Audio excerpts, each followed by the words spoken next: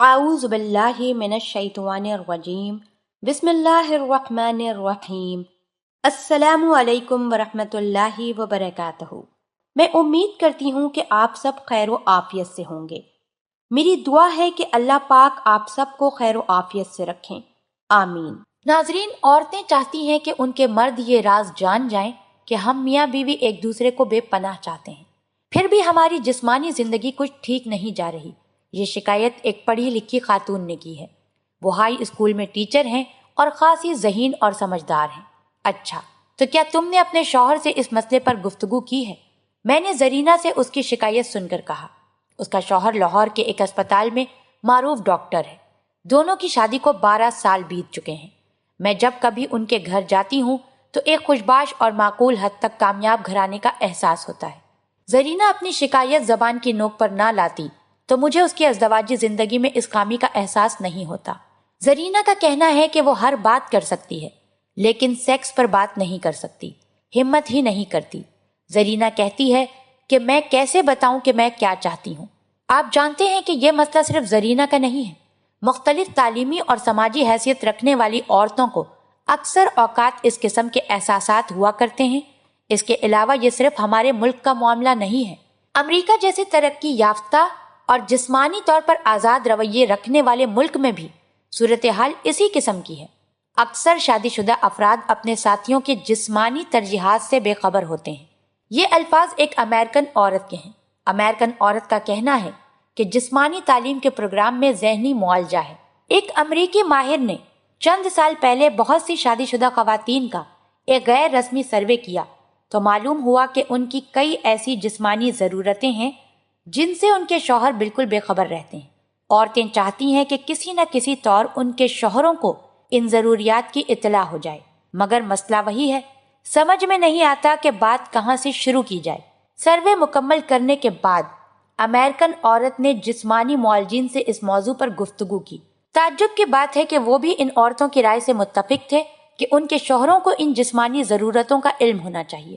آپ ان کو ایسے جسمانی راز قرار دے سکتے ہیں جن سے عورتیں اپنے شوہروں کو باخبر دیکھنا چاہتی ہیں۔ عورت کے لیے سیکس زندگی کا جز ہوتی ہے۔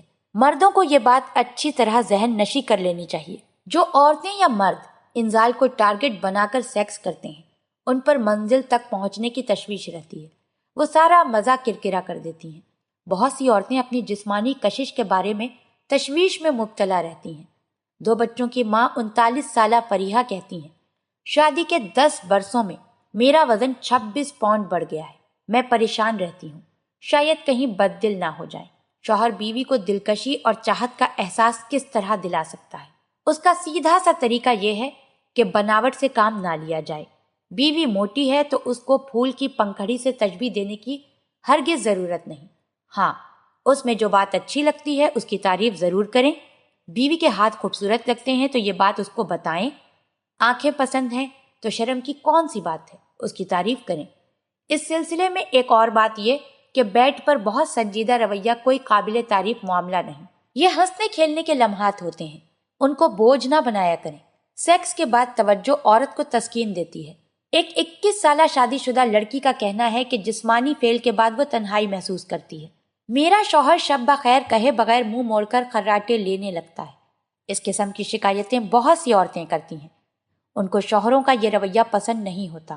وہ چاہتی ہیں کہ سیکس کے بعد شوہر منہ پھیرنے کے بجائے ان پر توجہ مرکوز رکھے۔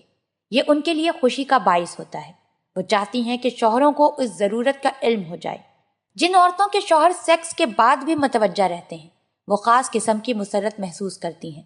وہ توجہ طلب لمحات کو جسمانی فعل کے بعد بھی جاری رکھنا چاہتی ہیں، لہٰذا بعد میں ان سے 2 میٹھی باتیں ضرور کریں، اور ہاں، ان لمحوں میں کوئی غلط بات کہنے سے گریز کریں۔ شوہر کو اس وقت کوئی نکتہ چینی نہیں کرنی چاہیے۔